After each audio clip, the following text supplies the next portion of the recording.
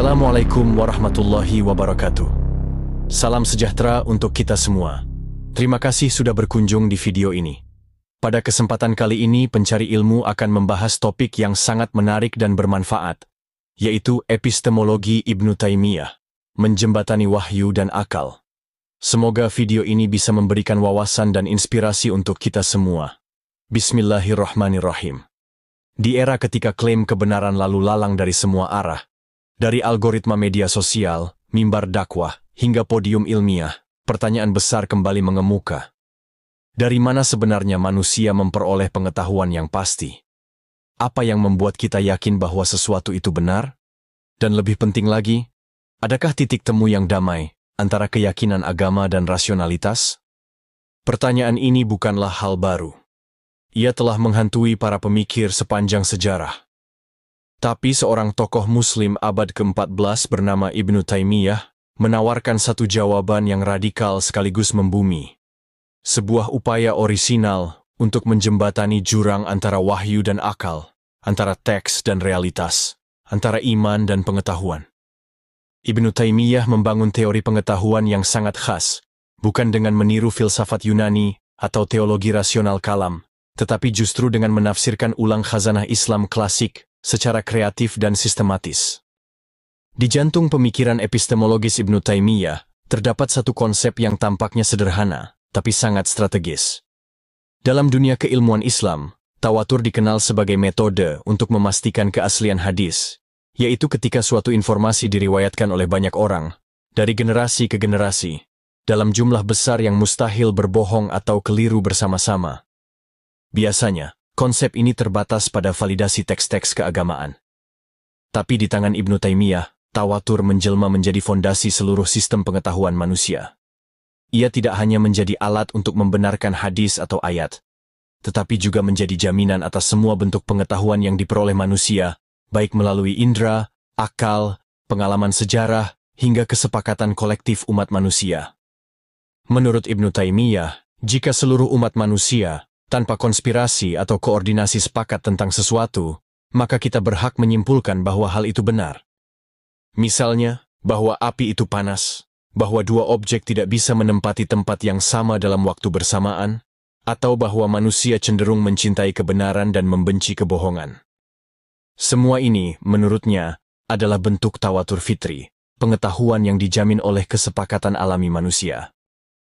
Salah satu kekuatan besar Ibnu Taimiyah adalah keberaniannya menantang akal filsuf yang dianggap terlalu spekulatif dan menjauh dari kenyataan. Ia menolak model rasionalisme kalaam dan falasifah, para filsuf Muslim, yang sibuk dengan definisi metafisika rumit, tetapi justru gagal menjawab kebutuhan konkret umat. Ia menyebut akal yang sehat sebagai akal sarih, akal jernih, yang bekerja sesuai fitrah dan pengalaman nyata. Akal semacam ini, menurutnya, tidak pernah bertentangan dengan wahyu. Sebaliknya, akal dan wahyu adalah dua cahaya yang saling menerangi. Ketika terjadi benturan antara keduanya, maka kesalahan pasti ada pada tafsir wahyu atau cara menggunakan akal, bukan pada wahyu itu sendiri atau akal yang sejati. Dalam pandangannya, pengetahuan yang syahih bisa bersumber dari tiga hal. Pertama, persepsi inderawi; kedua, akal dan intuisi rasional yang fitri; dan ketiga, kabar, informasi yang valid, terutama dari sumber yang mutawatir. Ketiga sumber ini bekerja sama, bukan saling mengalahkan.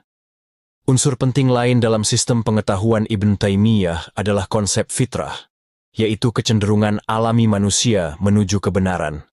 Dalam dirinya, manusia membawa benih kemampuan mengenal yang benar dan yang salah, bahkan sebelum belajar dari luar. Namun fitrah ini bisa rusak. Akal bisa tertutup oleh hawa nafsu, maksiat, fanatisme mazhab, atau bahkan metode berpikir yang terlalu rumit dan menjauh dari kenyataan. Disinilah tawatur kembali berperan.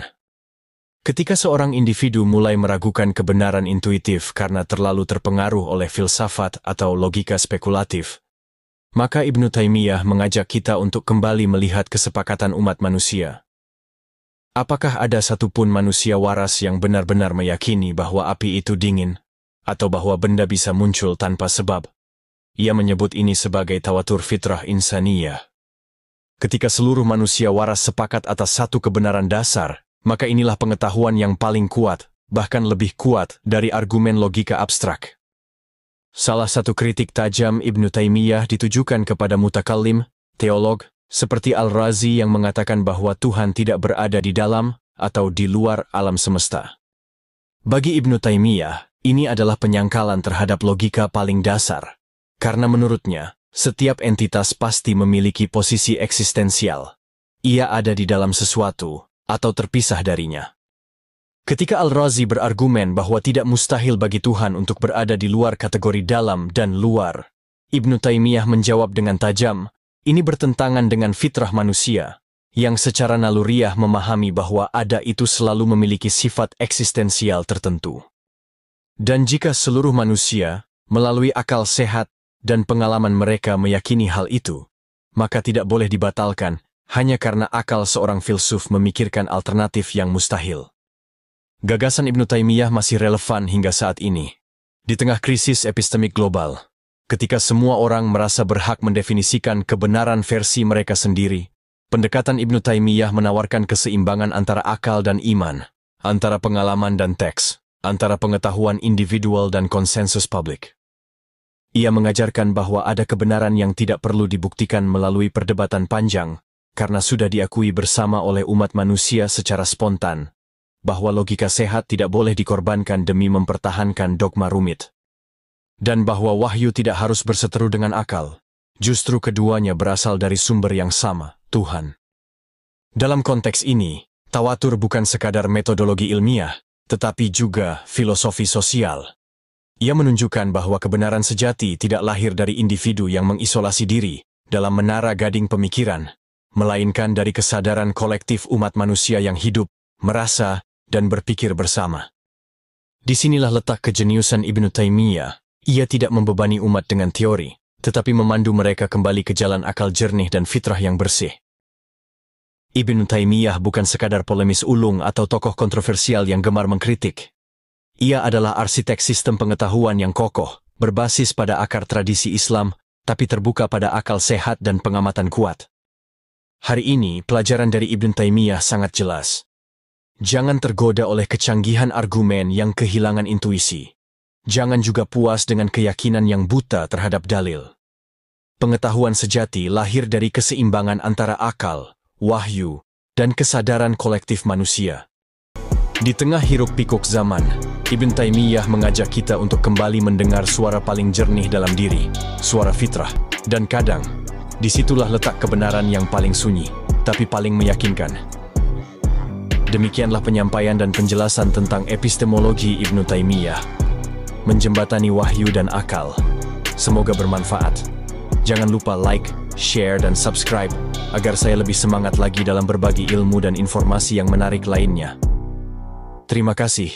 Wassalam.